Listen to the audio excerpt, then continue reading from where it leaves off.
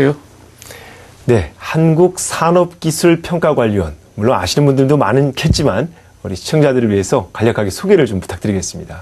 네, 저희 한국산업기술평가관리원은 산업통상자원부의 산하기관으로서 국가 R&D 사업을 관리하는 기관입니다. 그래서 연구개발 사업들을 연구개발 과제를 기획을 하고 그다음에 그 과제들을 연구할 기관들을 선정하고 또 그래서 평가를 한 다음에 그런 기관들이 이제 연구를 수행할 때 잘 관리해서 국가적으로 필요한 기술들이 개발될 수 있도록 하는 기관입니다. 전체 예산은 전체 우리나라 정부 R&D 예산이 17조 7천억 원인데 그 중에서 저희가 2조 1천억 원으로 한 12% 정도를 관리하고 있습니다.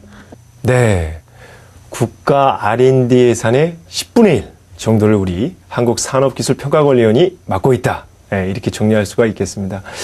자, 그리고 원장님이 부임하신 지 2년째를 맡고 있는 걸로 알고 있습니다. 예, 그동안에 뭐 소회라고 해야 될까요? 좀 간략하게 좀 얘기를 해 주시죠. 네, 그동안에 이제 그 R&D 과제들을 기획하면서 창조 경제에 맞는 그런 창의성, 도전적인 과제를 기획하도록 노력을 했고요. 그 다음에 이제 연구 현장의 목소리를 이제 들어서 그분들이 연구하는 과정에서 어떤 애로사항이 있는지 그런 것들을 들어서 해소해주는 그런 방향으로 연구를 또 해왔고, 또 연구비의 사용의 면에서 또 연구비가 다른 쪽에 오용되거나 남용되는 그런 일이 없도록 연구비 유출을 막는 데도 노력을 해오고, 그 다음에 우리 한국 기술이 세계 최고의 기술이 앞으로는 돼야 되겠다.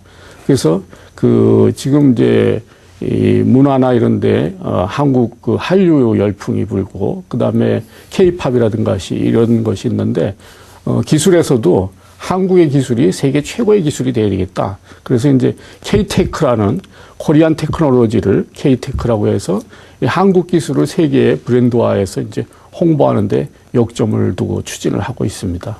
네, 요즘 뭐 창조경제라는 말이 뭐 사회적으로 많이 나오고 있습니다. 우리 원장님이 생각하시는 창조경제 어떤 건가요? 네, 창조경제의 핵심은 이 창의성과 아이디어입니다. 우리 국민들이 아주 창의적이고 아이디어가 많은 국민들입니다.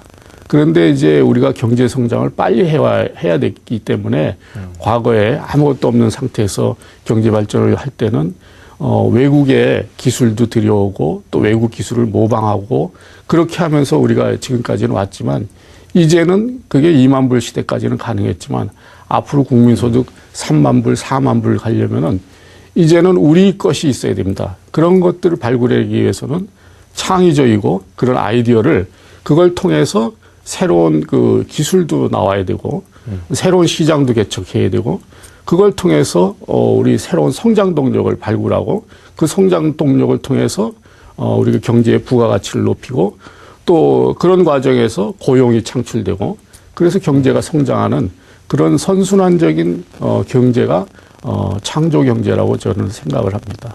네. 또 창조 경제에 대한 생각을 네. 또 집대성하셔갖고 지난해 때 책도 내셨는데요. 네. 그러면 우리 창조 경제와 연관된 R&D 전략 우리 어떻게 세워 나가야 될까요?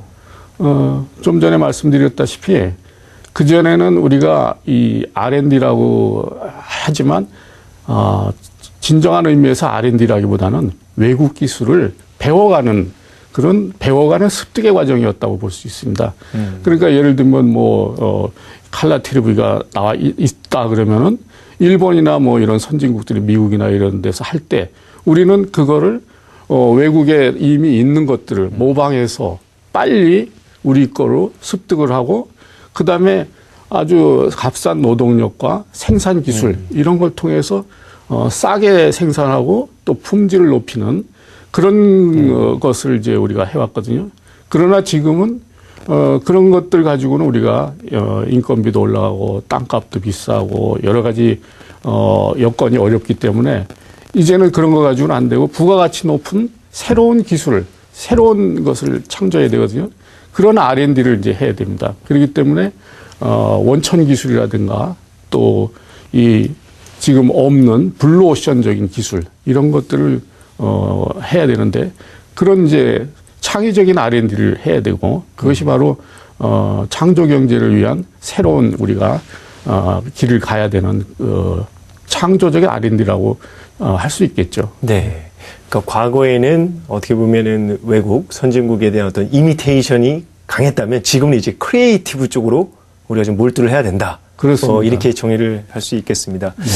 또 원장님께서 대한민국의 미래가 밝아지기 위해서는 신성장 동력을 빨리 발굴을 해야 된다. 네. 이런 얘기를 또 해주셨는데요. 예. 신성장 동력 뭐 어떤 게 있을 수 있을까요? 지금 이제 우리나라의 성장 동력이 2만 불 시대까지 오기 위해서 우리가 성장 동력으로 누렸던 것들은 대개 한 70년대 말에 우리가 많이 투자를 한 산업들입니다. 조선이라든가 자동차라든가 또 철강, 석유화학, 또 반도체, 또 휴대폰 이런 것들이었거든요. 그런 것들을 통해서 우리가 2만 불까지 잘 왔습니다. 사실 그런 산업들은 우리가 저 외국 기술들 많이 모방하고 투자를 하고 그렇게 왔는데 지금은 이제 그런 산업들에서 우리가 어느 정도 세계 시장 점유율도 1위에서 5위까지 차지하고 있고 굉장히 높은 수준에 와 있거든요. 그러다 보니까 이제 그 산업들은 이제 고도 성장을 할 수가 없습니다. 그렇게 되니까는 그 산업들은 이제 성장률이 높아지지 않고 아주 점진적으로 이제 갈 수밖에 없고 그것도 유지하기도 힘든 상황이거든요.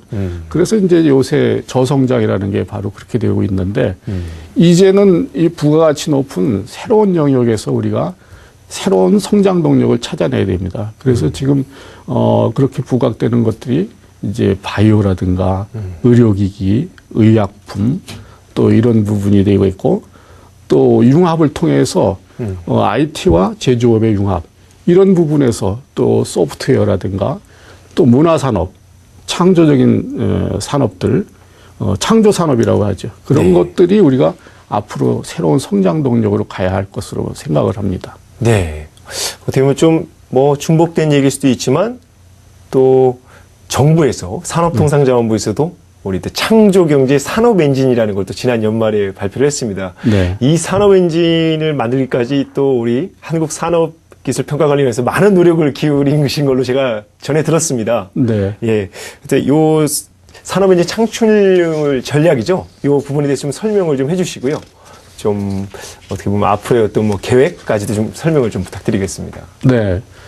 그래서 이제 앞으로 어떤 것이 우리 경제의 새로운 성장 동력으로 잘 할 수 있을까?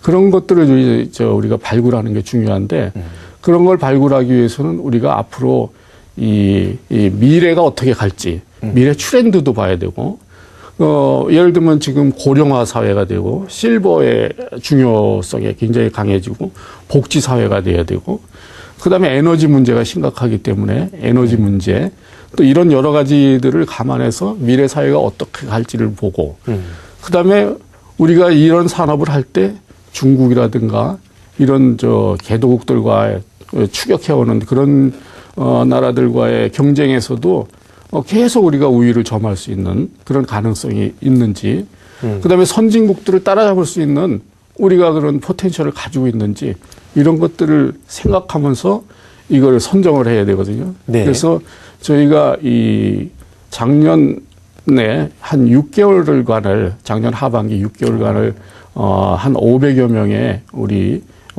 전문가들이 모여서 앞으로 우리가 미래 성장 동력 10년 뒤, 20년 뒤 그걸 어떤 산업을 우리가 성장 동력으로 우리가 추진해야 될 것인가 그런 기획을 해왔습니다. 그래서 그런 과정에서 15대 창조경제 산업 성장 엔진 그것을 이제 우리가 발굴했고요.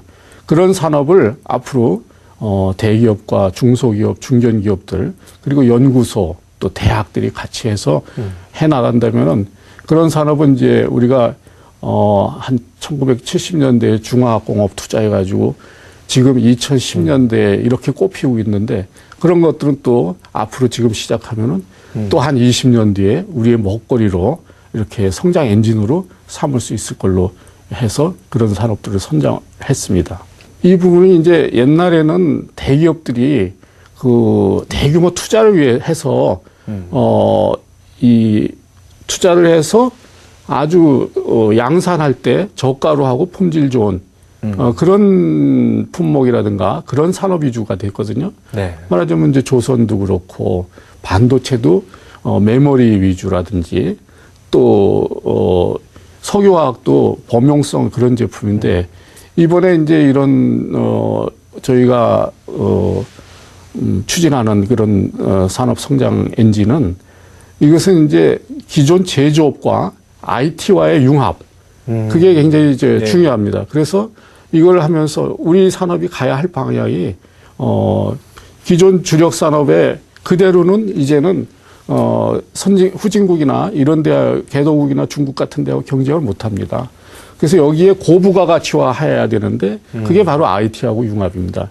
네. 그런 차원에서 볼 때 자동차 같으면은 무인 자동차, 자율주행 자동차라든가 또 로봇도 재난에서 구조할 수 있는 그런 로봇이라든가 또 노령자 간병 로봇이라든가 그다음에 소재 부품에서도 첨단 산업용 비철금속 소재 이런 부분에서 또 항공 의료에 들어가는 그런 소재들 의료용 소재라든가 그러니까 이번에는 이제 대개 이 부분이 부가가치는 높고 양산은 아니면서 그런 산업으로 이제 가게 됩니다. 네. 그런 산업이 또 에너지 분야에서도 지금까지는 대형 발전소를 이제 지어서 이제 전력을 공급해왔지만 이제는 분산형으로 아주 효율이 높은 그런 이 분산형 전력 수급 체계를 구축하는 거.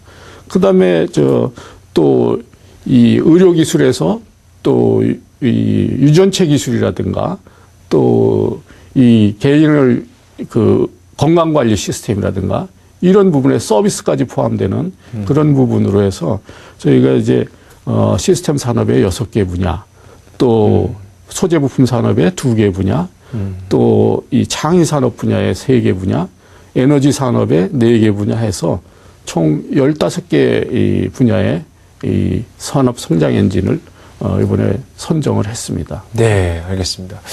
기존의 제조업에서 머무는 게 아니라 IT와의 융복합. 이제 융복합이라는 의미를 이제 정확히 이제 알았습니다. 예. 또 최근에 이제 산업부랑 또 산업 핵심 기술 개발에 한 1,200억 원 가까이 또 이게 뭐 지원 계획도 내놓으셨는데요. 예. 뭐 그걸 포함해서 또 우리 지금 산업기술평가관리원에서 올 한 해 뭐 주요 사업 있으면 좀 설명을 좀 해주시죠. 네. 우선 이제 산업 핵심 기술 개발 사업을 이제 추진하고 있습니다. 그 사업은 우리 산업의 이제 소재 부품이라든가 이런 부분에서 원천 기술이 부족해가지고 우리가 예를 들면 휴대폰을 만든다 그랬을 때 휴대폰에 들어가는 핵심 기술을 외국 이 지적재산권의 특허나 이런 거에 의존하다 보니까 그런 것들을 잘해서 팔고도 부가가치가 다 흘러나가거든요. 그런 부분에서 이 핵심 기술이 없기 때문에 그러는데 그런 핵심 기술을 개발하는 거 이런 것들을 이제 원천 기술을 개발해야 되고 지금까지 이제 모방적인 기술이 위주였으면은 그렇게 이제 원천 기술을 우리 자체의 기술을 확보해야 되는데 그런 부분에 주력을 하는 산업 핵심 기술 개발 사업을 하고 그다음에 이제 중소기업들의 경우에 중견기업도 그렇고 이 기술 개발 능력이나 경험이나 이런 것들이 굉장히 취약합니다. 그런 기업들에 대해서는 조기에 또 상용화될 수 있는 그런 조금 이제 이 원천 기술보다는 규모는 작지만 그런 기술을 또 개발 지원을 해서 그런 기업들이 조기에 또 중소기업은 능력을 갖추고 중견기업으로 성장하고 또 중견기업은 또 그걸 또 더 성장해서 대기업으로 가는 그런 이제 사업들을 하고 있습니다. 네. 원장님 이건 뭐 이게 개인적인 질문일 수도 있고 혹시 네. 이제 궁금하신 또 시청자분들도 있을 것 같은데요. 우리나라의 R&D 수준을 뭐 이렇게 좀 평가를 한다면 어느 정도라고 좀 얘기를 해주실 수 있을까요? 기술 경쟁력이 우리나라는 선진국 한 10위권 아니다. 뭐 이렇게 좀 이렇게 정량화된 뭐 이런 게 있을까요? 저희가 그런 조사를 합니다. 기술 분야별로. 대개 저희가 미국이나 일본, 독일 정도를 거기를 이제 100에서 한 95에서 100 정도에서 왔다 갔다 하는데 분야별로 다 다르거든요. 네. 미국이 더 잘하는 분야가 있고 독일이 잘하는 분야가 있고 예를 들면 자동차 같은 경우 그것도 일본도 잘하고 독일도 잘하지만 분야별로 조금씩 다른데 전체적으로 우리가 조사해서 보면은 그런 나라들이 95에서 100의 수준에 있다면은 우리는 한 82, 3 정도 네. 된다고 이렇게 조사가 되고 있습니다. 중상위권 정도. 그렇습니다. 이렇게 봐야 되나요? 네. 아, 예. 알겠습니다. 중국이 그거보다 조금 밑에 있습니다. 아, 중국이 더 밑에 있고요. 네, 저희보다는 한 80이나 79 뭐 이렇게 그렇게 조사가 되더라고요. 그런데 네. 그거는 이제 전체적으로 보니까 이제 그런 거고 네. 부분적으로는 중국이 앞선 분야도 있고 예를 들면 그 로켓이라든가 이런 부분 그건 중국이 훨씬 더 앞서. 방위산업 이런 쪽은 강하겠죠. 그렇습니다. 예. 그러나 우리가 저 스마트폰이라든가 또 디스플레이라든가 반도체라든가 이런 부분에서 우리가 훨씬 더 앞서 있고 그러나 그 격차가 계속 줄어들고 있는 게 정말 우리가 걱정되는 부분이죠. 네, 알겠습니다. 우리 대한민국 R&D 산업의 또 미래도 걱정해 주시고 알겠습니다. 자, 또 이거는 뭐 지난 국감에서도 얘기 나왔던 부분들인 것 같습니다. 그 중소 중견기업에 대한 어떤 R&D 지원 방안이 좀 아직은 좀 미약한 거 아니냐? 좀 문턱을 좀 더 낮춰줘야 되는 거 아니냐? 자, 중소 중견기업에 대한 R&D 지원 방안 뭐가 있을 수 있을까요? 네. 그 전에 이제 우리 중소 중견기업들이 R&D 능력이 없었습니다. 한 80년대, 90년대 이때는. 그때는 이제 국가 R&D도 되게 대기업을 위주로 했습니다. 그래서 그때 성공한 사업들이 4메가디램 공동개발 사업에서 반도체. 그래서 그걸 통해서 우리가 반도체 산업이 굉장히 저변도 넓어지고 그렇게 되고 했는데 이제는 대기업들은 어느 정도 자신들이 할 수 있는 그 재원도 가지고 있고 능력도 있다고 보고 그래서 저희 국가 R&D 지원의 핵심이 중소 중견기업으로 옮겨가고 있습니다. 그 중소 중견기업의 능력을 키워서 그게 바로 지금 창조경제의 핵심입니다. 지금 앞으로는 그 아이디어나 창의성은 대기업보다는 중소 중견기업이 가지고 있거든요. 네. 또 개인의 창의성이 또 중요하고 그런 것들을 성장 동력화하는 게 중요하기 때문에 앞으로 이제 개인이라든가 온 국민의 아이디어를 모아가지고 그 아이디어를 이 창업을 하고 그 다음에 이제 그런 것들을 사업화하면 중소기업이 되는 거고 또 그게 성장하면 중견기업이 되고 또 그게 이제 또 더 성장하면 대기업도 가는데 바로 그래서 저희가 업력이 짧은 창업기업에도 지원을 하고 또 네. 중소기업, 중견기업도 그렇게 지원하는 그래서 중소, 중견기업만 지원하는 사업들을 늘리고 있고요. 네. 그런 예산도 더 노력을 하고 있습니다. 네. 이것도 뭐 개인적인 질문일 수 있는데, 그럼 우리나라 좀 R&D가 뭐 R&D 뭐 벤치마킹 모델이 될 만한 뭐 나라가 있다면 뭐 혹시 뭐 원장님께서 하나 꼽아주신다면 어디가 있을 수 있을까요? 그 R&D는 이제 세계 각국이 다 하고 있으니까요. 미국도 지금 뭐 나사라는 데에는 달 탐사에서부터 뭐 우주 기술 개발 그런 거에서 요즘은 항공이라든가 거기도 요즘은 산업 기술을 이제 위주로 하고 있습니다. 그러니까 옛날에는 이제 그 국가 프로젝트로 그런 달에 가고 뭐 이런 것들 많이 했는데 지금 경제에 도움이 되는 그런 기술을 많이 하고 있어요. 그리고 중국 같은 데 R&D를 엄청나게 투자를 하고 있고 일본도 마찬가지고요. 그래서 지금 이제 세계 각국이 R&D 전쟁입니다. 네.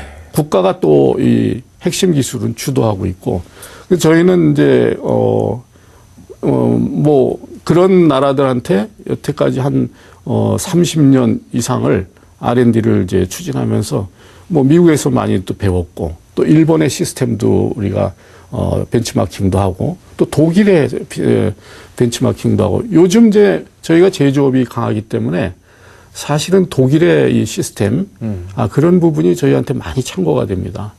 그래서 뭐 어느 나라 가릴 거 없이 네. 잘하는 데는 우리가 들여와서 네. 우리 걸로 만들어서 우리 기업들한테 지원하는 그런 체제로 하고 있습니다. 네, 한국 그 산업기술평가관리원에서 좋은 또 이렇게 R&D를 개발을 하고 또 이런 성과를 또 확산하는 노력들을 기울이시고 계시는데요. 그 부분에 대해서 설명을 좀 부탁드리겠습니다. 네. 그래서 이제 국가에서 지원해서 R&D에 좋은 성과들이 나왔을 때 이 성과들이 이 국민들한테 알려주고 아, 국가 R&D가 이렇게 중요한 거구나. 이런 걸 인식을 하고 또 국가 R&D에 들어가는 투자를 아끼지 않는 그런 R&D에 친화적인 그런 분위기를 조성하는 게 중요하고요. 그래서 이제 R&D 성과물에 대한 저희가 홍보를 하고 있습니다. 그래서 또 우수한 R&D를 한 분들에 대해서는 표창도 하고 그렇죠. 또 그 기업들에 대해서 인센티브도 주고 이런 것들이 또 지금 우리 이공계가 많이 필요하지 않습니까? 네. 그런 분들의 이공계 분들의 사기 진작을 위해서도 하고 그래서 그런 이제 매년 이제 R&D 성과 전시회도 하고 또 저희가 매달 그때 이제 R&D를 추진하다 보면은 끝이 나는 이제 종료되는 R&D가 있습니다. 그때 최종 평가돼서 우수한 R&D는 이번 달에는 이렇게 우수한 이런 R&D 과제 성과물들이 나왔다. 이런 것들 홍보하기도 하고 네. 그렇게 하고 그걸 통해서 우리가 이제 국회에 가서 이 R&D가 이런 성과가 있으니까 또 예산도 좀 주십시오. 이렇게 부탁도 드리고 그럽니다. 네. 올 하반기에 또 대구로 내려가시죠. 네. 예, 이제 대구 시대가 열리는데요.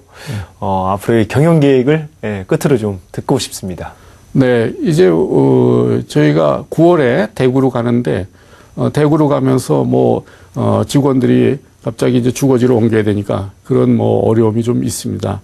그리고 또 하나는 업무적으로는 대구에서 이제 그 평가를 하게 되면은 이 서울이나 이 수도권에 있는 평가위원님들이 오시기도 어렵고 이제 그런 어려움이 있는데 저희가 이제 스마트 평가센터라고 그 각 지역에서 전자식으로 평가할 수 있는 그런 시스템을 갖춰서 할 수 있게 하고 그다음에 대구로 이전하면서 저희가 요즘 이제 공공기관의 이제 또 이 정상화, 경영 정상화 이런 측면에서 또 이 저희 기관은 20%를 업하고 업그레이드하고 그다음에 10%는 세이브하자. 20 업, 10 세이브라는 그런 캐치프레이즈로 우리가 이 예산도 절감을 하고 또 성과는 20% 올리는 그렇게 하면 한 그 30% 이상이 이 생산성이 올라가는데 3년이면 2배가 올라가는 그런 효과인데 그런 것도 하고 복지나 이런 그런 면에서도 우리가 방만하게 하는 것이 없는지 이런 것도 지금 개선해 나가려고 노력을 하고 그다음에 직원들이 이제 이전하면서 이 업무에 차질이 없도록 그렇게 하면서 대구에서는 새로운 우리 한국산업기술평가관리원의 새 시대로 또 도약을 하는 그런 그 비전을 같이 갖자 이렇게 노력을 하고 있습니다. 네, 한국산업기술평가관리원이 창조경제의 성공을 위해서 더 큰 역할을 해주시길 기대하겠습니다. 나와주셔서 고맙습니다. 예, 감사합니다. 네, 지금까지 한국산업기술평가관리원 이기섭 원장을 통해 국가 R&D의 오늘과 내일을 살펴봤습니다. 예, 전 세계 R&D 시장은 전쟁 중이다. 예, 멀지 않아 우리 한국산업기술평가관리원의 노력에 힘입어서 우리 대한민국이 세계 최고의 R&D 국가가 되는 그날을 기대해 보겠습니다. 지금까지 시청해 주셔서 고맙습니다.